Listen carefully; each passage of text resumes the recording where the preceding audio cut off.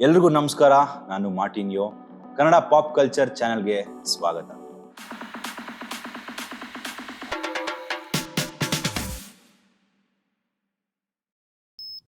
ಇವತ್ತು ಮಾಸ್ ಹೀರೋಗಳ ಬಗ್ಗೆ ಅಲ್ಲ, ನಮ್ಮ ಹೀರೋಯಿನ್ಗಳ ಬಗ್ಗೆ ಮಾತಾಡೋಣ. So top 10 female oriented Kannada movies ಇವತ್ತು ನೋಡೋಣ. ನಂಬರ್ 10 ಅಭಿನೇತ್ರಿ. ಸಿನಿಮಾ ಜಗತ್ತಲ್ಲಿ ಒಂದು ಹುಡುಗಿ ಹೇಗೆಲ್ಲ ಸ್ಟ್ರಗಲ್ ಮಾಡ್ತಾಳೆ ಅಂತ ಈ ಫಿಲಮ್ ಅಲ್ಲಿ ತೋರಿಸಿದ್ದಾರೆ. ಪೂಜಾ ಗಾಂಧಿ ಅವರು ಈ ಫಿಲಮ್ ಅಲ್ಲಿ ತುಂಬಾ ಎಮೋಷನಲ್ ಆಗಿ ಆಕ್ಟ್ ಮಾಡಿದ್ದಾರೆ. ನಂಬರ್ 9 ದೇವೇರಿ. ನಂದಿತಾ ದಾಸ್ ಅವರು ಈ ಫಿಲಮ್ ಅಲ್ಲಿ ದೇವೇರಿ ಪಾತ್ರನ ತುಂಬಾ ಚೆನ್ನಾಗಿ ನಿಭಾಯಿಸಿದ್ದಾರೆ.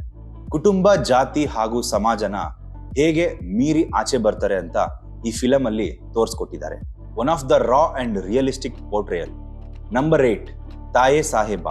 ಪ್ರೀ ಇಂಡಿಪೆಂಡೆನ್ಸ್ ಕಾಲದಲ್ಲಿ ನಡೆಯುವಂತ ಈ ಕಥೆಯಲ್ಲಿ ಜೈಮಾಲ್ ಅವರು ಲೀಡ್ ಕ್ಯಾರೆಕ್ಟರ್ ಪ್ಲೇ ಮಾಡ್ತಾರೆ. ಆ ಕಾಲದಲ್ಲಿ ಒಬ್ಬ ಮಹಿಳೆ ಕುಟುಂಬ ಹಾಗೂ ಸಮಾಜದ ಮಧ್ಯೆ ಹೇಗೆ ಬದುಕ್ತಾಳೆ ಅಂತಾನೆ ಈ ಚಿತ್ರ ತೋರಿಸ್ಕೊಟ್ಟಿದೆ. ನಂಬರ್ 7 ಬೆಂಕಿಯಲ್ಲಿ ಅರಳಿದ ಹೂವು. ಸುಹಾಸಿನಿ ಅವರು ಅವ್ರ ತಾಯಿಯ ಕನಸನ್ನು ನನಸು ಮಾಡಕ್ಕೆ ಹೋರಾಡೋದೇ ಈ ಸಿನಿಮಾ. ಈ ಫಿಲಮ್ ಅಲ್ಲಿ ಮಿಡಲ್ ಕ್ಲಾಸ್ ಜನಕ್ಕೆ ರಿಲೇಟ್ ಆಗುವಂತ ಎಲ್ಲಾ ಎಮೋಷನ್ಸು ಸಿಗುತ್ತೆ. ನಂಬರ್ 6 ಮೊಗ್ಗಿನ ಮನಸ್ಸು.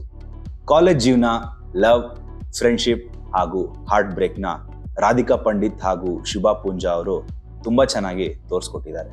ಈ ಫಿಲಮ್ ಅಲ್ಲಿ ನಡೆಯುವಂತ ಸನ್ನಿವೇಶಗಳು ನಿಮ್ಮ ಟೀನೇಜ್ ದಿನಗಳನ್ನ ನೆನಪಿಸುತ್ತೆ. ನಂಬರ್ 5 ಕಣ್ಣೂರು ಹೆಗ್ಗಡತಿ. ತಾರಾ ಅವರು ಈ ಚಿತ್ರದಲ್ಲಿ ಮುಖ್ಯ ಪಾತ್ರವನ್ನ ಅಭಿನಯಿಸಿದ್ದಾರೆ.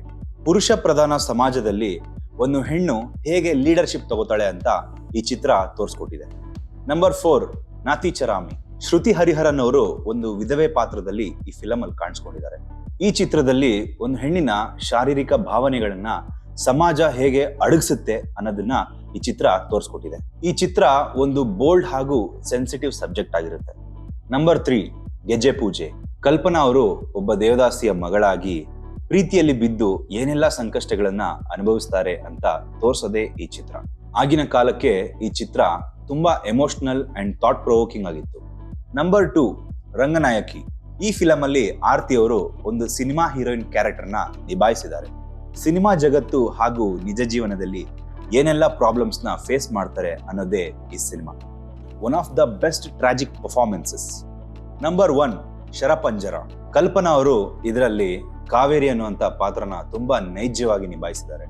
ಮೆಂಟಲ್ ಹೆಲ್ತ್, ಸಮಾಜದ ದೃಷ್ಟಿ ಹಾಗೂ ಟ್ರಾಮಾ ಇದನ್ನೆಲ್ಲ ಎದುರಿಸಿ ಹೇಗೆ ಗಟ್ಟಿಗೆ ನಿಲ್ಲುತ್ತಾಳೆ ಅನ್ನೋದೇ ಈ ಚಿತ್ರ.